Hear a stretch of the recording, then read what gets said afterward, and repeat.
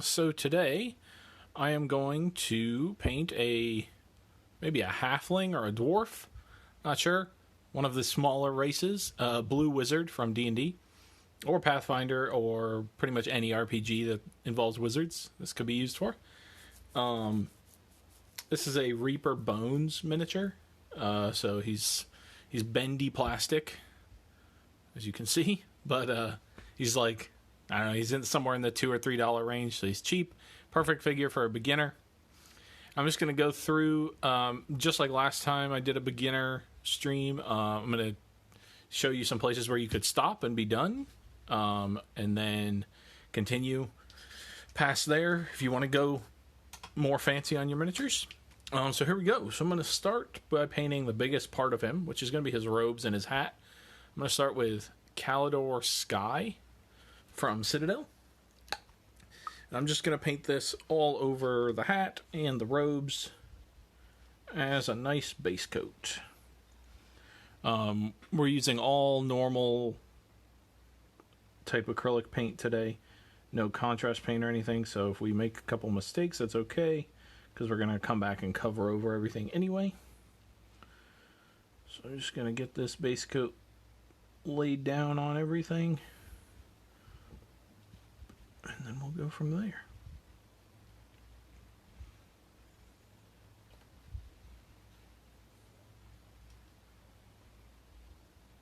I don't know if blue wizards specifically exist, as in a type of wizard exists like that in any RPGs, but I know they exist in Lord of the Rings, and I think they exist in Final Fantasy, but I could be wrong about that. It's been a while since I've interacted with that series. There's a hair on the miniature. Just gonna grab a pair of tweezers here and get that out of there.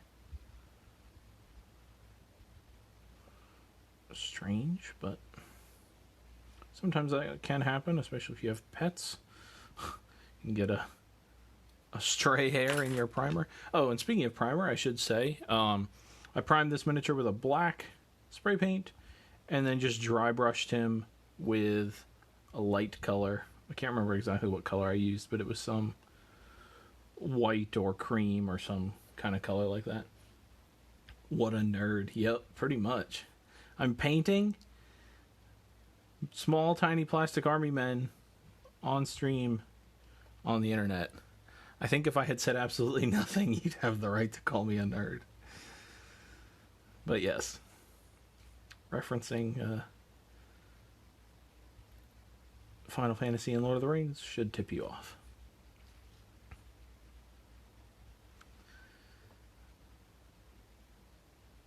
There's another hair. I'm going to have a chat with my dogs, tell them to hang on to their hair when I'm priming. Not sure how well that'll go over, but we're going to give it a whirl later. So the way I'm going to paint this miniature, go about painting this miniature, is I'm going to put a base coat down on every part of him. Different colors on each part, obviously. And then I'm going to apply a wash to the entire thing. And then I'm going to go back and highlight every original color with a lighter version of that same color. So, in the case of this robe, I'm going to paint it blue. Then I'm going to wash the whole thing with a black or a brown. I actually haven't decided yet. And then come back and highlight with a lighter blue.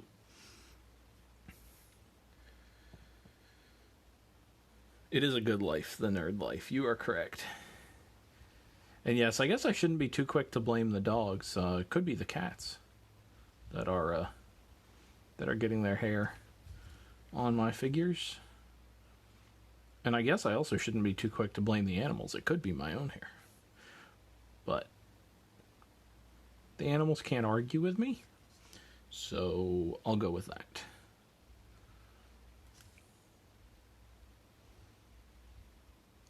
But yeah, like I said in the beginning, I'm going to show off some stopping points, basically, in the middle of this process. So the first stopping point is going to be once we've base coated everything.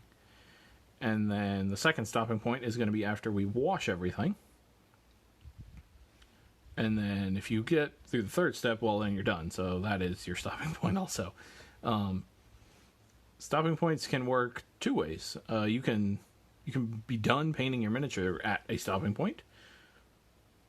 And just that's how you want your miniature to look. Call it a day. Move on to the next miniature. Or if you're just need a D&D character, then you're done.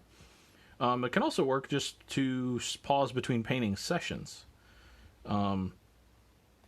If you want to do more after just the base coats, but you don't necessarily want to do it all in one sitting, you could lay down all your base coats and then put the miniature down, go do something else, come back the next day or the next week or whenever, and then do the next step of washing it and highlighting it. So they can work one of both, or they can work either way for a continuous paint job or to be completely done. Just going to make sure I've got all the folds of the robe here. And with a figure like this, at least for D&D and stuff, for RPGs, so looking at this figure, at least for me, as previously mentioned, I'm thinking about Lord of the Rings here. This figure sort of evokes the same sort of style of Gandalf. He's got a hat that kind of looks like Gandalf. He's got robes. He's got a staff.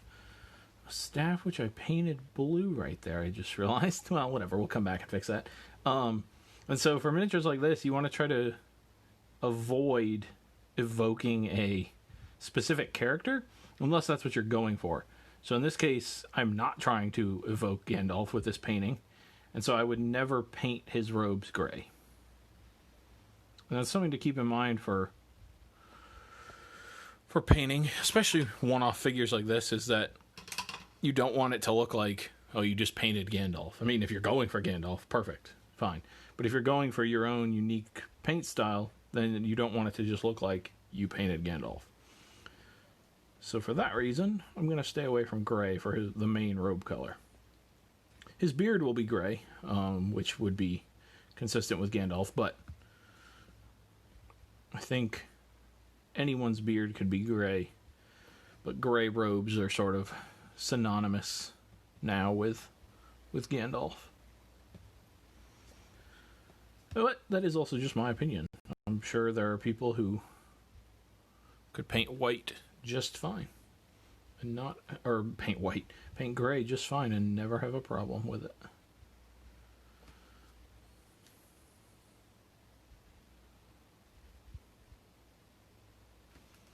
Just getting the under brim of the hat here. And then the blue will be done.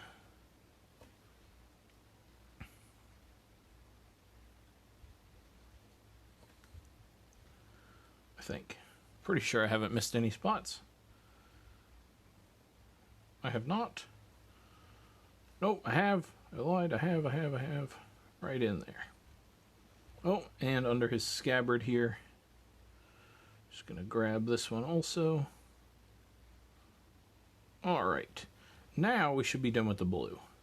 It's a little thin on the brim of his hat here, so I'm just going to go back and do a second coat.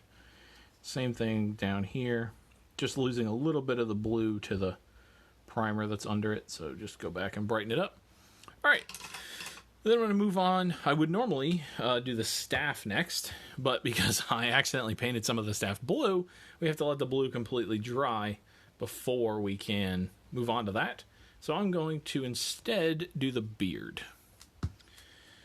And I'm going to start. I laid out all my colors before the stream today. I was thinking ahead. So for this one, for the beard, I'm going to use Mechanicus Standard Gray. Also from Citadel. Just going to completely coat the beard and the hair.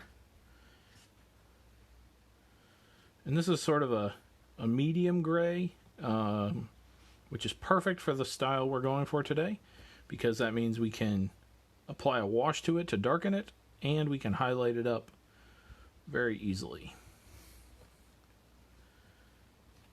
You never want to start, well, with this style of painting anyway, of base coat, wash, highlight, you don't want to start too much in one direction, because then you can end up, if you start too dark and then apply a wash, you can make your colors way too dark. And if you start too light, then even after a wash, you won't be able to highlight it back up. So it's always stuff you want to keep in mind. I am going to paint the eyebrows now. However, when we come back and do the skin, I'll most likely paint over them. So we'll have to come back and touch that up. But I might be able to be careful enough. We'll see. Just make sure to get the part of the beard that's hanging over here. And then his hair.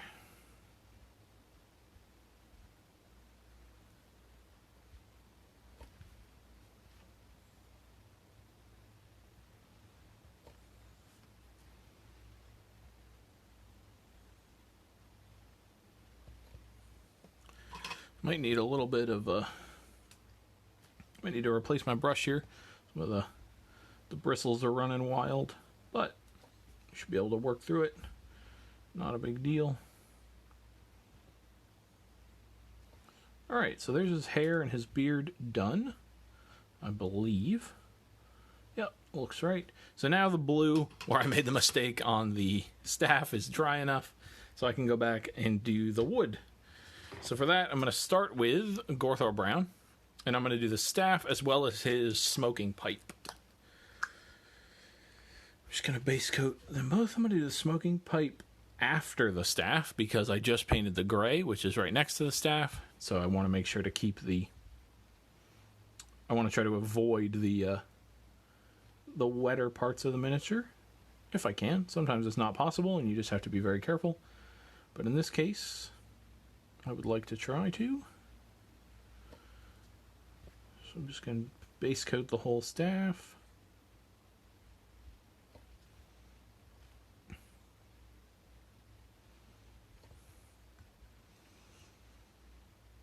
And then I'll go back and do the smoking pipe. Maybe that's another reason why I thought this guy looked like Gandalf, because he's got a smoking pipe. And that's a pretty common tool for Gandalf to use. Alright. So then I just have to, since I made the mistake earlier of painting the bottom part of the staff blue, I need to really look here and see which parts are staff and which parts are robe. I think the staff is supposed to start right here.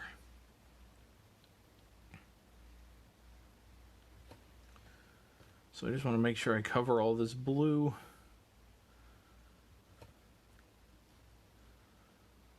And I'm going to come back and paint the hands later, so I don't have to be super consistent with covering, or rather not covering, the fingers.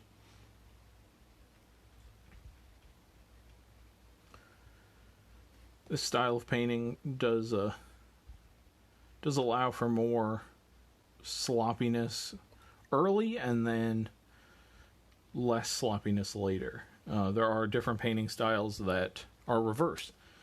For instance, if you're painting with contrast paint, the beginning is where you have to be very careful because you're applying your darkest colors. But then towards the end, when you're applying your lightest colors, you can be much more sloppy, because if a light color goes over a dark color, you're not going to be able to see it with contrast paint, that is. With this, you will always be able to see it if you accidentally go over the wrong color. So there's your staff done. I'm just going to paint his pipe now.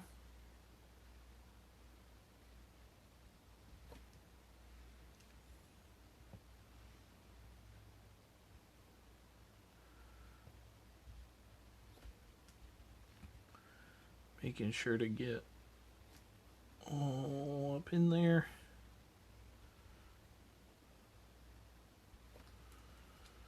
Okay.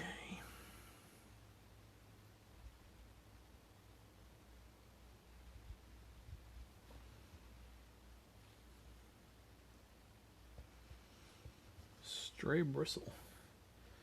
What brown is that? I missed it. I think you know what brown it is. I just think you want me to say it again.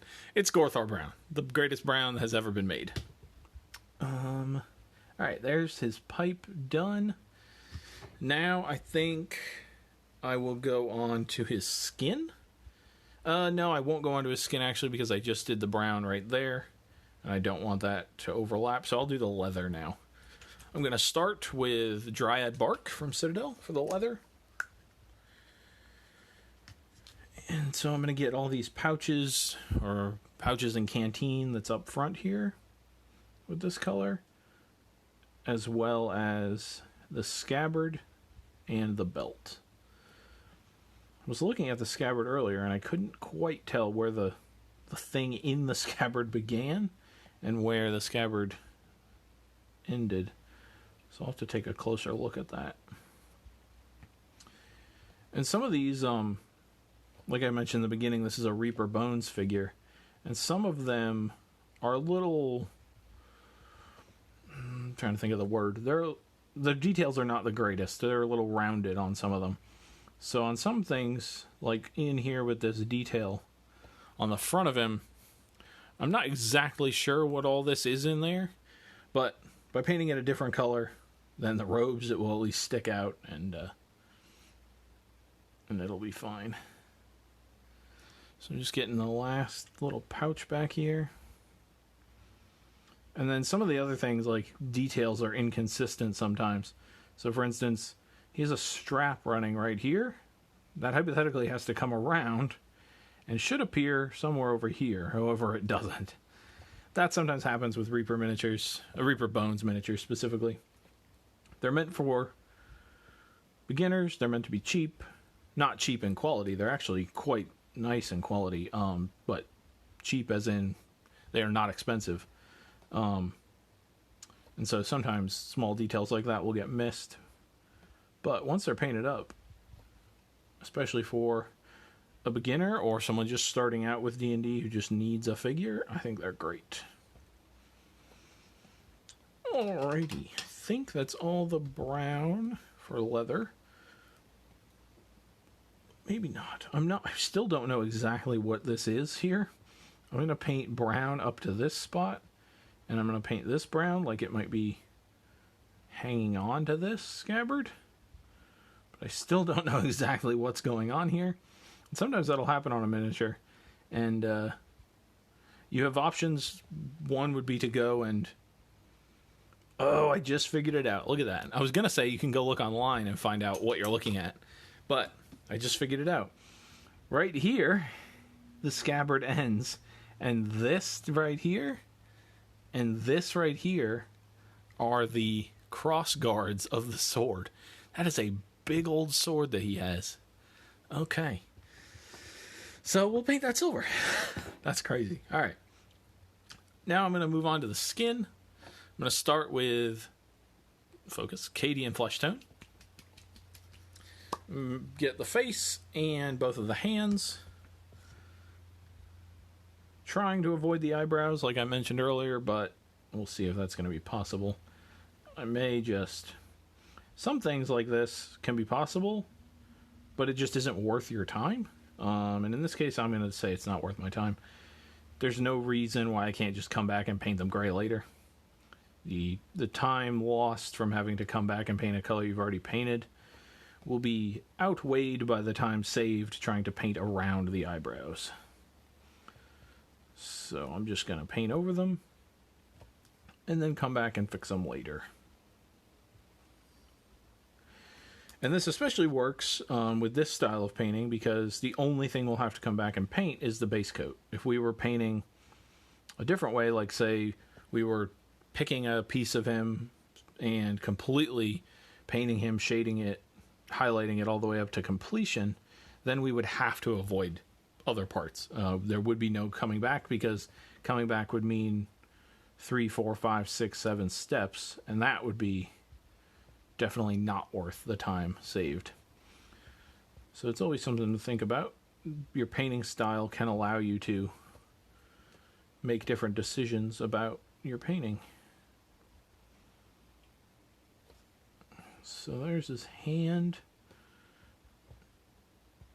And then just going to make sure, yep, the brown is dry over here now. So we can go in and do this hand.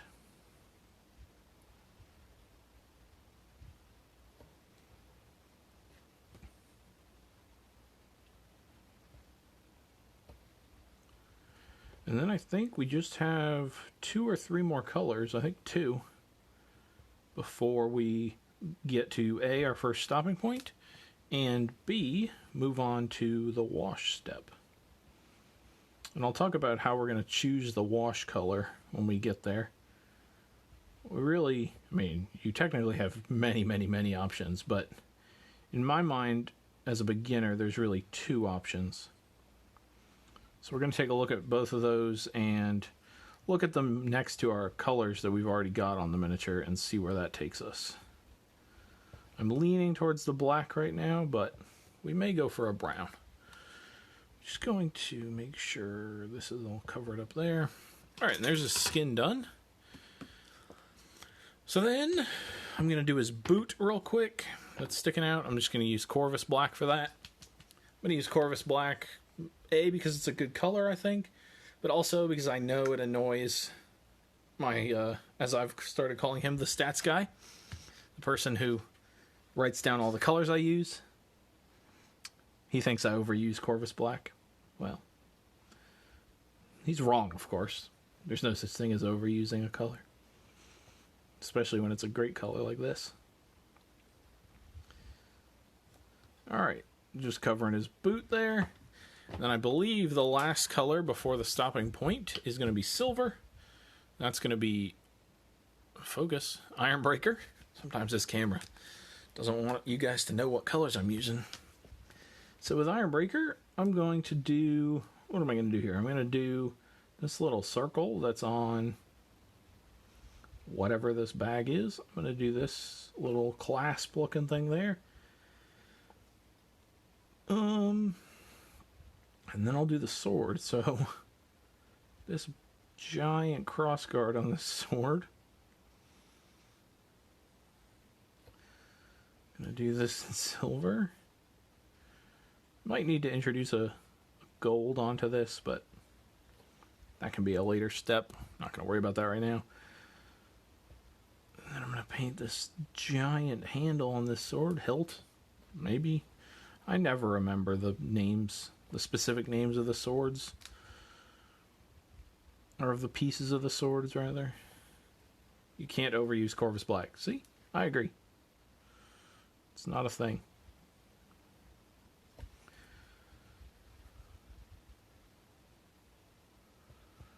Just going to make sure to get the sides of this crossguard. It does come out into the robe a little bit. Same with over here. And then get the top. And then get this little pointy part there. Alright, and then I'm just going to do the bottom of the scabbard down here.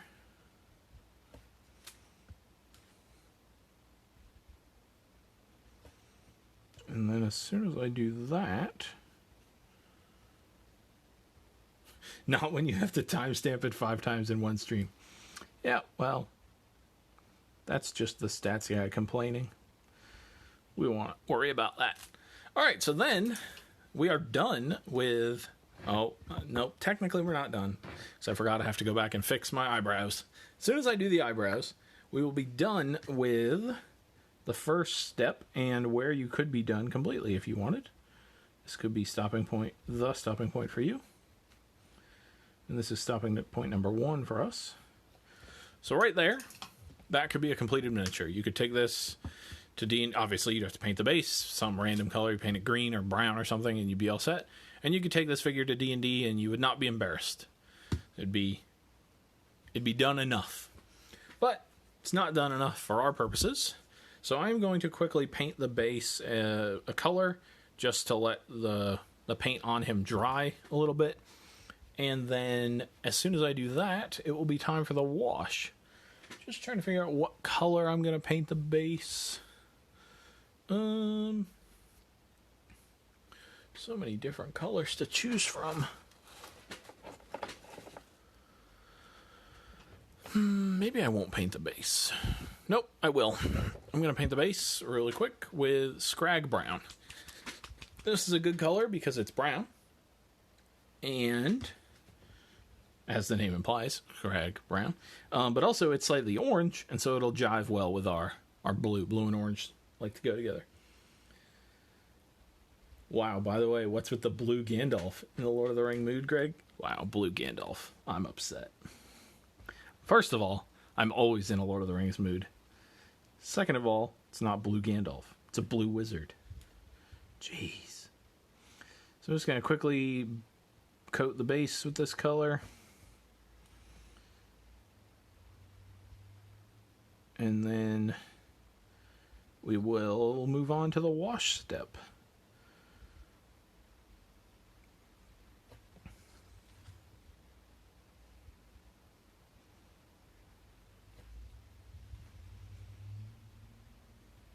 Just making sure not to get any on his robes.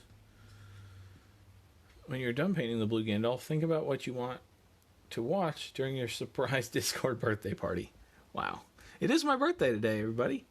And apparently my fiance in the chat has planned a surprise Discord birthday party for me. Well, that's exciting. All you people watching on YouTube, you're not invited. Because you're watching this in the future, so it's already passed. But all you people in the chat right now, all you glorious individuals, I bet you're invited. Maybe we should watch Lord of the Rings. Since I'm in a Gandalf mood. I am saying Gandalf is a wizard. I'm not saying he wasn't. I'm saying this is a blue wizard, not a blue Gandalf. Sort of like all Gandalfs are wizards. Not all wizards are Gandalf. There. I've done it. I've made the analogy. So now I'm sorry, I'm just I can't speak. I'm derailing the stream, but I'm wondering now how many people knew about my secret Discord surprise birthday party. I hope no one knew, and it's just me and my fiance and nobody else. All right, so we're going to move on to the next step. I'm just kidding. I hope you all come.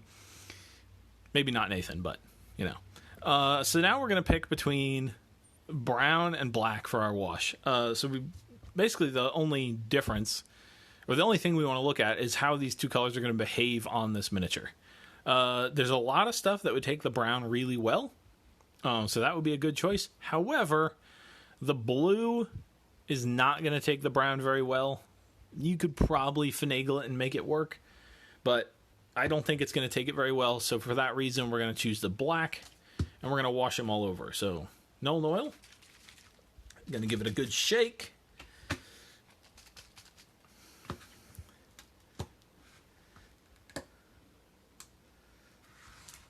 See, Nathan, you called my wizard Gandalf, and then thank you. People saying happy birthday in the chat. Thank you very much. All right, so I'm just going to take my Nuln Oil, completely saturated the brush, no care in the world, and I'm just going to cover everything except the base because it's still wet in this color.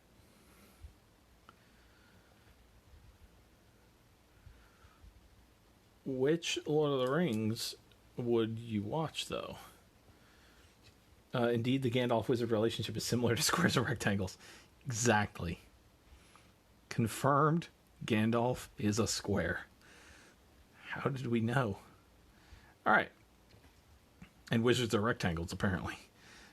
So I'm just going to coat this entire miniature in Nuln Oil, and I'm just going to make sure that it doesn't pool anywhere. At least too much. It will pool some places, and that's fine. But we just want to make sure it doesn't overpool. There's not really any guidance I can give you on that, unfortunately. You just want to make sure it's not too thick. Basically, the only thing I can say is that if it's still shiny in an area after a few minutes, it's probably too thick, and you need to address it. You want to try to catch any Nuln Oil or any wash that's too thick very early in the process, because once it begins to dry, it dries from the outside in, And so you'll get a Tide mark, which I think I can actually show you here.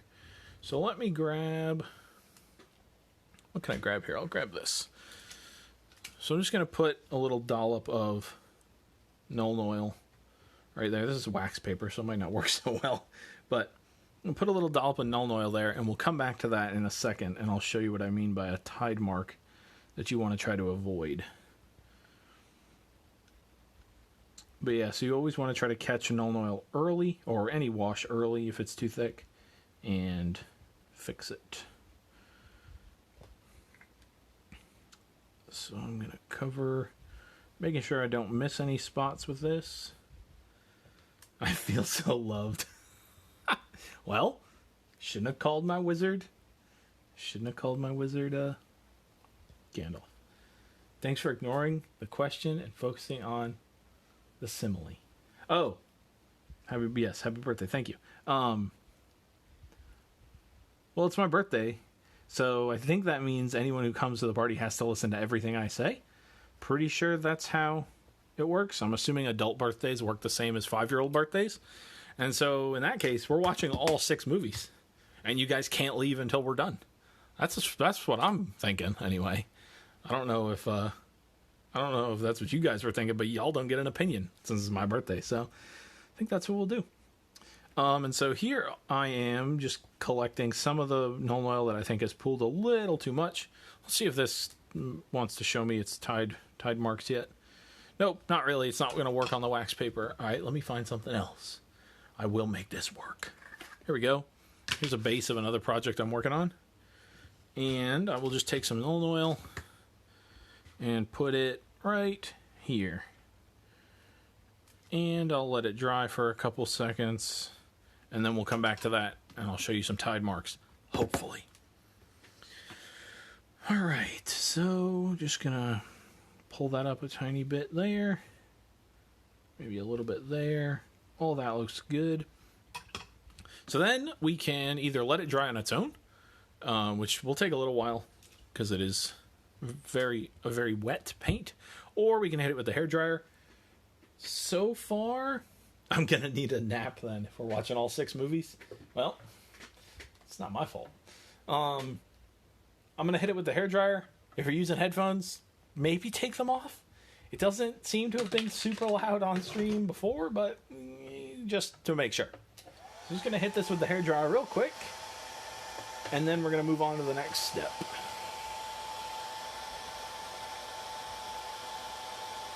If this were a YouTube video, this is where I would say, and here's one we prepared earlier, and do a jump cut. But it's live, and I can't do a jump cut. Not yet, anyway. I'm learning that power, but...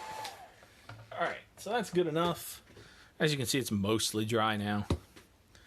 Oh, let's see if our Tide mark is here. So, this Nuln Oil's been drying for a little while.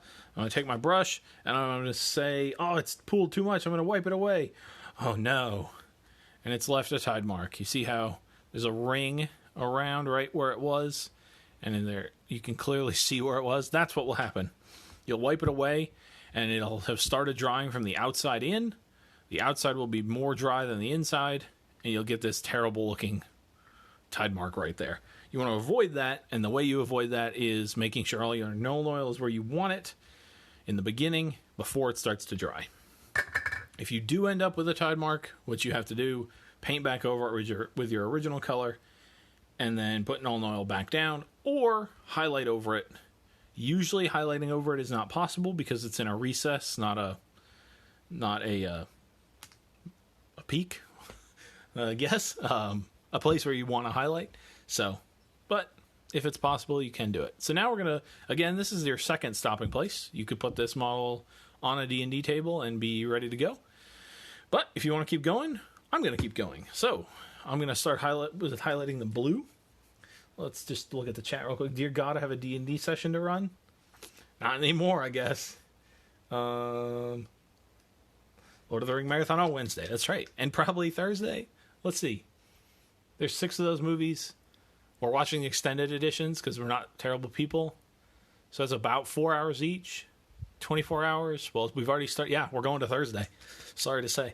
All right, so we're going to take some Techless Blue, and I'm just going to highlight this entire wizard and his robes and his hat. Surprised that joke hasn't been made yet. All right, so I'm going to start with the hat here, and I'm just going to take this good amount of paint on my brush and the side of the brush and just go along the rim of his hat here.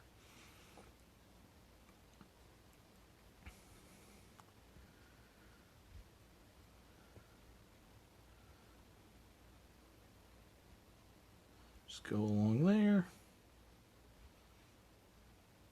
That looks good. And then we're going to go and just find the parts of his hat that are raised. So he's got a couple little sections here, and I'm just going to do this, and this, and this. Nothing fancy. Just going along the raised parts. Just like that, and like that. Flip them around. Make sure to be consistent with your highlights. That looks good. Then we're going to do the same thing with his robes. So there's a raised area right here on the side. I'm going to get that right there. You don't have to be too precious with this. Just kind of put it down so there's some visual difference. Exactly. Of course, the extended editions, we aren't savages. That's right. Only savages watch the non-extended editions, which I recently discovered are the only ones on Netflix. Might have to think about canceling my subscription if they don't remedy that shortly. So I'm just going to go around and do the same thing on all parts of the robe.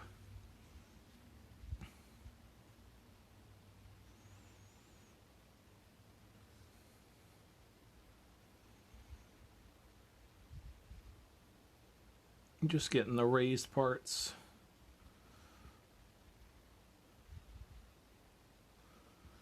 And there's one more down there. And then this sleeve over here. Again, not being super careful, just so that there's some variation on his robes. And then we're just going to do that same thing with all the other parts of him. So I will go now to... I think I will do his staff next. So for that, focus. I'm going to use some Tolaran sand.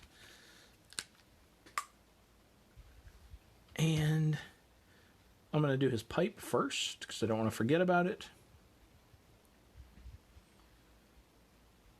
Great, my 5th run through all of the movies. The Fever Dream begins.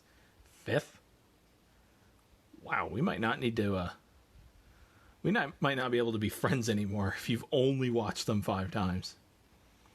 This is, yikes.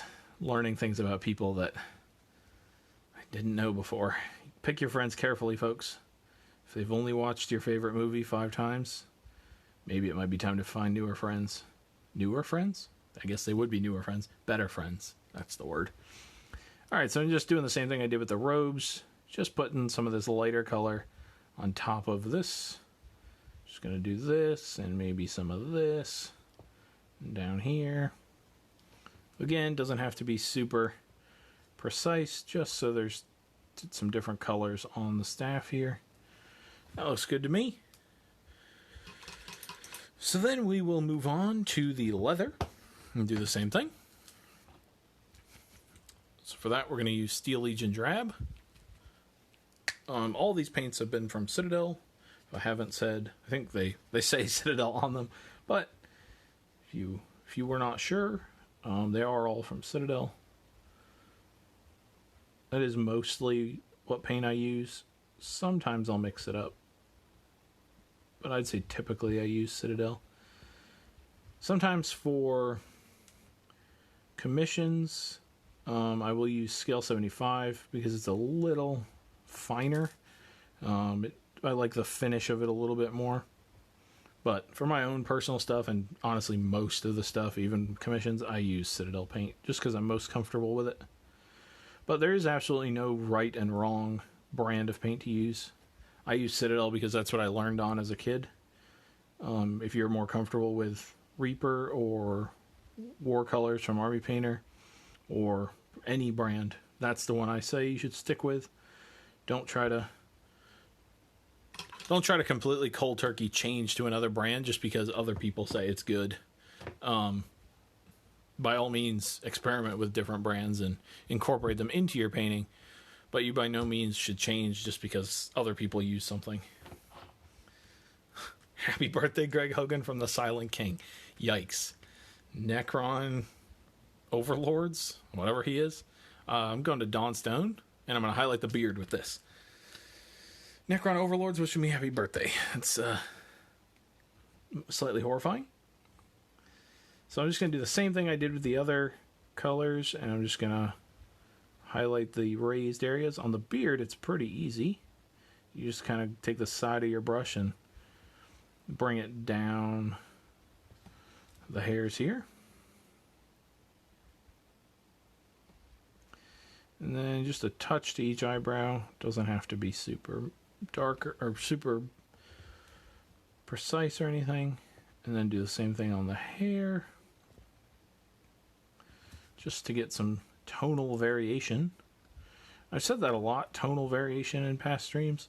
Just means so you don't have the same color all over everything. Tonal variation sounds a little hoity-toity, but alright, so then I think I'll highlight the silver. For that, I'm going to use Grey Knight Steel, the best silver that Citadel makes. And this will be super quick. I'm just going to...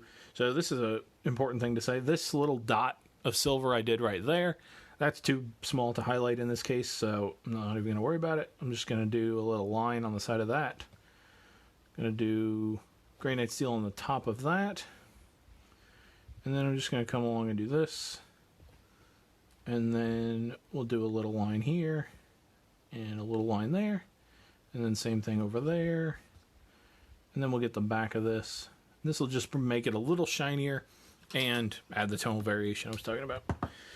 Alright, then we're going to highlight the skin. And for that, I'm going to use Kislev Flesh. That's subjective. If you're talking about Grey Knight Steel being the best silver, it's not subjective. A, it's my birthday, you have to listen to me. 2, it's a paint named after the greatest army in 40k. The Grey Knights, also not subjective. So it can't be anything but the best. So I'm going to take Kislev Flesh, and I'm just going to highlight the nose, the top of the nose here, and then I'm going to highlight the cheeks, just with a little dot each, just like that, and then I'm going to highlight the fingers, just sort of where the knuckles would be, nothing too major. And then I'm going to do this one, and then the tips of these fingers where the knuckles would be grabbing the staff, and then again back here, where those reverse knuckles, where the on the reverse side where the other knuckles would be. So we're done with that. He's almost done. Second to last thing we're going to do is get some Skaven Blight Dinge, and we're going to put it on the boots, or the boot. The other boot is hidden somewhere. Just going to take this and just go along there like that, and then go along here like that. And that'll be that. So then the last thing I'm going to do is take some of that paint we didn't use on him, the Agrax Earthshade, and I'm going to add it to the base. I've lost my paint holder. This is a terrible tragedy. Well, we're going to have to rock without it. I put it somewhere around here, and it is now lost for all eternity. Where the heck did it go? Wow. My desk isn't that big. And I managed to somehow put my paint holder to make sure this tippy bottle doesn't fall over somewhere. I don't know where it is though. But, in any case, we're going to take some Agrax Earthshade very carefully and put it on the base. And this is always a good idea to differentiate your base from your miniature. To use a different color wash on the base than you did on the miniature. You can use the same color and just make sure to highlight them differently, but I always find that you want to have as much differentiation between your miniature and the base as you want. Unless you're doing some camouflage paint scheme or something like that, you want there to be a difference. So that'll be that. And then without letting the Agrax Earthshade dry, because it'll take a little while, I'm going to take some, I think we'll use our skin color. This is our base skin color, Arcadian Flesh Tone. Take some of that. Going to get a bigger brush here. Get some on there. Wipe most of it off. And then just come in on the base here and just touch in some random places. Again, before the Agrax Earthshade dries. Just to, again, tonal variation on the base. Just going to touch around there. And that'll be that. And we'll be done. So, that's your 3-step D&D Blue Wizard completed. He's not a high fidelity paint job by any means, but to get him on a D&D, in a D&D game or a Pathfinder game or whatever, he'd be perfectly set, sitting on the table. People will be able to tell that you did some good work on him. And so yeah, that'll be that for this episode. I will be back on this page again next Wednesday, doing something else beginner or D&D board game related. For all you people in the 40K group, I'll be back on Friday painting something Warhammer related. Thank you everybody for watching, and I will see you next time.